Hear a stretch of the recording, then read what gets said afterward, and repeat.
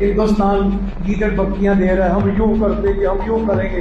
वो बचपन में हम देखा करते थे टेलीविजन पे, तो एक आदमी ना दूसरे को थप्पड़ मारता था। तालिबान ने ओपनली मोदी जी का साथ देना शुरू कर दिया और ये पाकिस्तान को टेरिफाई कर रहा है, क्योंकि पाकिस्तान ये तादाद एक महीने में सबसे ज्यादा रिकॉर्ड की जा रही है। पूरा माजरा मैंने आपके सामने रखना है। अभी मजीद जो खबर है वो मोदी है ही बेकार, मोदी तो मेरिट पे नहीं है। आपको कैसा लगता है मोदी बेकार है? 2014 के अंदर प्राइम मिनिस्टर नरेंद्र वो एक दिन उन्हीं को डसने शुरू कर देंगे। वो जब थप्पड़ खाता फिर क्या कहता था? इनके मार। वो फिर मारता फिर वो क्या कहता? इनके मार। फिर तू जितना मर्जी क्या ले, मारने वाले ने मारना है, तुम जितना मर्जी करो, इंशाल्लाह पाकिस्तान का थप्पड़ दोबारा तुम्हारे चेहरे पे लगने के लिए तैयार है। पाकिस्तान ने कभी ये नहीं सोचा था कि एक दिन ऐसा आएगा कि जिस तालिबान को उन्होंने क्रिएट किया, पाला परोसा, 40 साल उनके ऊपर इन्वेस्टमेंट किया। 2014 के अंदर प्राइम मिनिस्टर नरेंद्र मोदी जब आए थे, उस वक्त इंडिया वर्ल्ड की 10th लार्जेस्ट इकोनॉमी थी। इस वक्त में रिपोर्ट किया जा रहा है ना, असल तादाद तो इससे कहीं ज्यादा हो सकती है। तो वजह क्या है? द गार्डियन ये लिखता है कि किया है दिल्ली के अंदर ओपनली, पब्लिकली, ब्रूटली उनको बोल रहे हैं तुम्हें हम नहीं छोड़ेंगे। तुम हमें जानते हो अल्लाह के तौफीक से, 10 मई को भी तुम जानते हो, अब भी कोई शरारत करोगे ईद का जवाब पत्थर से आएगा। और इंशाअल्लाह ताला हिंदुस्तान पक्की साफ करते थे, अंदर घुस जाएंगे। वक्त इंडिया वर्ल्ड की 4th लार्जेस्ट इकोनॉमी बन गई है। आईटी के अंदर इंडिया ने 150 बिलियन डॉलर की एक्सपोर्ट से ज्यादा क्रॉस कर दी है। 200 बिलियन डॉलर से भी ऊपर चले गए इंडिया। और इस वक्त इंडिया, आपको पता है, अभी कल की मैं बात कर रहा हूँ, अभी इंडिया ने एयर स्पेस के अंदर हिस्ट्री का सबसे। नमस्कार दोस्तों, अब भारत का एक्शन शुरू हो चुका है और ऐसा लग रहा है कि पाकिस्तान को इसकी बड़ी कीमत चुकानी पड़ेगी। और पाकिस्तान ही नहीं, उसके साथ में जो देश हैं जो उसका साथ दे रहे हैं वो भी बचेंगे नहीं। एक तरफ भारत और दूसरी तरफ अफगानिस्तान, दोनों तरफ से कार्रवाई शुरू हो चुकी है। अफगानिस्तान ने भारत से पहले ही पाकिस्तान को ठोक दिया है। पाकिस्तान की मीडिया में इस समय बहुत ज़्यादा डर है इंडियन आर्मी का, और दोनों तरफ से पाकिस्तान फंस चुका है, क्योंकि अफगानिस्तान भी पाकिस्तान के खिलाफ एक्शन ले रहा है। पाकिस्तान के अंदर बलूचिस्तान में जो इनके कॉन्फ्लिक्ट चल रहे हैं वो भी हैं, और साथ ही साथ टीटीपी भी अब इन पे आक्रमण कर रही है।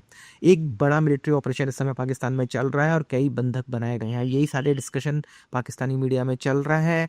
अब इनको डर है कि भारत को मौका मिल गया है कि ऑपरेशन सिंदूर 2.0 स्टार्ट करने का, और भारत इस मौके को गंवाएगा नहीं और पाकिस्तान को और बड़ी मार पड़ने वाली है। तो आइए देखते हैं पाकिस्तानी मीडिया, इनके चैनल्स में क्या डिस्कशन चल रहा है, इनके एंकर्स, इनके यूट्यूबर्स क्या डिस्कस कर रहे हैं। तो वीडियो को अंत तक जरूर देखिएगा। वीडियो अच्छा लगे तो लाइक करें, शेयर करें, चैनल को सब्सक्राइब करना ना भूलें और बेल का आइकन प्रेस करें लेटेस्ट नोटिफिकेशन के लिए। आइए आगे बढ़ते हैं इस वीडियो में। तालिबान जैसे लोग आपका साथ देना शुरू कर दें, इसका मतलब है कि डेथ वारंट पाकिस्तान का वो लिख दिया गया है।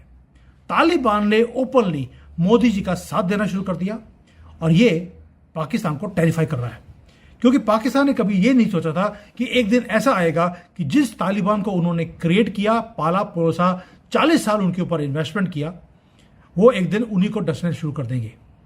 और आज ये एक्सप्लोसिव वीडियो है, क्योंकि ये इम्पॉसिबल है जो हुआ है अभी। तालिबान, वही Taliban, they are calling out Pakistan कि तुमने जो ब्लास्ट किया है दिल्ली के अंदर, ओपनली, पब्लिकली, ब्रूटली उनको बोल रहे हैं तुम्हें हम नहीं छोड़ेंगे। और क्या बोल रहे हैं? पाकिस्तान ने ये किया है, पूरी दुनिया जानती है कि ये टेररिस्ट को सपोर्ट करते हैं, उनको शेल्टर करते हैं। कौन बोल रहा है? तालिबान बोल रहा है इस चीज के लिए। और उन्होंने ये भी बोल दिया कि ये कोई ड्रिल नहीं था, सिंपल, ये सोची समझी चाल है। इसीलिए तालिबान ने क्या किया, पाकिस्तान के अंदर एक बॉम्ब ब्लास्ट होता है, वहां पर भी कुछ लोग मारे जाते हैं। जितने भारत में मारे गए उससे ज्यादा पाकिस्तान में मारे गए। और पाकिस्तान क्या बोलता है? पाकिस्तान बोलता है कि तालिबान ने भारत के कहने पर यह काम किया है।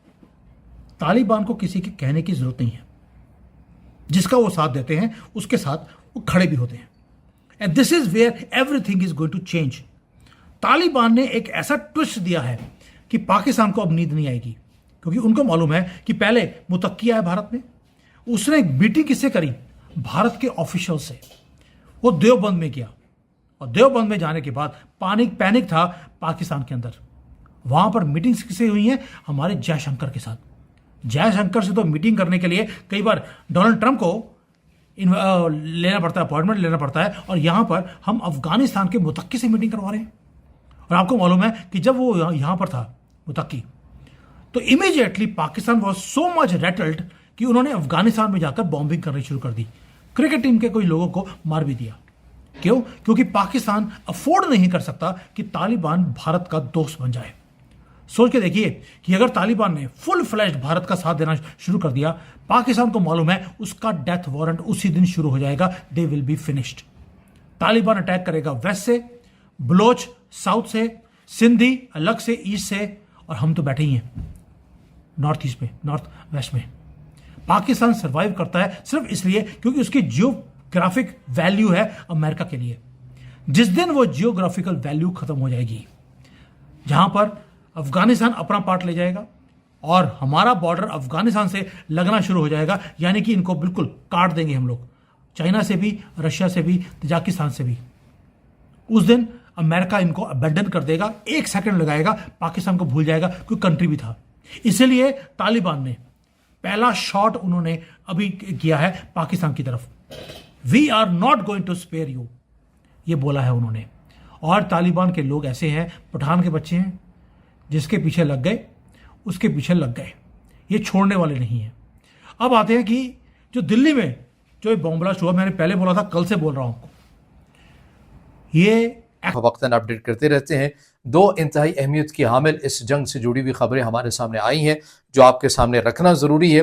बीबीसी के मुताबिक अक्टूबर 2025 में 21,602 यूक्रेनी जो फौजी हैं, इन्होंने अपने यूनिट्स को ही छोड़ दिया है और बीबीसी के मुताबिक ये तादाद 1 महीने में सबसे ज्यादा रिकॉर्ड की जा रही है। पूरा माजरा मैंने आपके सामने रखना है, अभी मजीद जो खबर है वो भी बाकी है। बीबीसी यूक्रेन ने साबिक एमपी इगोर के हवाले से लिखा कि ये सिर्फ सरकारी आदाद हैं, असल तादाद तो इससे भी ज्यादा हो सकती है क्योंकि बहुत से केसेस रिकॉर्ड ही नहीं हो रहे। यानी यूक्रेन की एक शख्सियत है, सरकारी शख्सियत, वो ये कह रहे हैं कि 21,000 तो मीडिया में रिपोर्ट किया जा रहा है ना, असल तादाद तो इससे कहीं ज्यादा हो सकती है। तो वजह क्या है? द गार्डियन ये लिखता है कि हजारों फौजी थकावट, खानदानी मसाइल और नाकाफी सपोर्ट की वजह से भाग रहे हैं। एक फौजी विक्टर ने द गार्डियन को बताया कि सब थक गए हैं, मूड भी बदल गया है, कोई जीतने की उम्मीद नहीं रखता। राइटर्स के मुताबिक जंग शुरू होने से लेकर अब तक 95,000 से ज्यादा ऐसे केसेस दर्ज हो चुके हैं, जिनमें से हजारों फौजी मिसिंग हैं। उनकी बाकियात की शनाख्त डीएनए टेस्टिंग के तहत की जा रही है। अल जजीरा लिखता है कि जनवरी से सितंबर 2024 तक 51,000 फौजी भागे हैं और 2025 के पहले 5 महीनों में 25,508 हैं, यानी सालाना 61,000 तक फौजियों की यह तादाद पहुंच रही है। अगर कैलकुलेट किया जाए, इतनी तादाद के अंदर यूक्रेन के फौजी या तो मिस हो रहे हैं, गायब हो रहे हैं, या फिर वो खुद ही नौकरियां छोड़कर जा रहे हैं। ये जो 21,000 का नंबर हमारे सामने आया, अगर मैं चीजें आपको समझा सकूं तो तकरीबन 40 बटालियंस बनती हैं। 40 बटालियंस यानी 21,000 फौजियों को अगर मिलाएं तो 40 बटालियन बनती हैं। और ये फौजी जो है, बताया जा रहा है बीबीसी के मुताबिक, ये छोड़कर अपनी नौकरियां, यूनिट्स को जा चुके हैं। एक ऐसे मुल्क के फौजी जो मुल्क ऑलरेडी हालत जंग में है, तो ये किस हद तक मुश्किल बात है यूक्रेन के लिए भी। अब आ जाइए दूसरी खबर के ऊपर। दूसरी खबर के ऊपर ये चीज सामने आती है, रॉयटर्स इसको लिखता है कि 11 नवंबर 2025 को रूसी फेडरल सिक्योरिटी सर्विस ने, एफएसबी ने ऐलान किया कि उन्होंने यूक्रेन की GUR और बरतानिया की MI6 मिलिट्री इंटेलिजेंस सेक्शन 6 की मुश्तरका कार्रवाई नाकाम बना दी है। मकसद था रूसी MiG-31 फाइटर जेट हाईजैक करना, जो खिंजल हाइपरसोनिक मिसाइल ले जाने की सलाहियत रखता है। इसमें क्या क्या कहा गया है, जो रशिया की एक सरकारी मीडिया है उसके मुताबिक बताया गया है कि प्लान ये था कि रूसी पायलट्स को $3 मिलियन प्लस मगरबी शहरियत की पेशकश करना थी।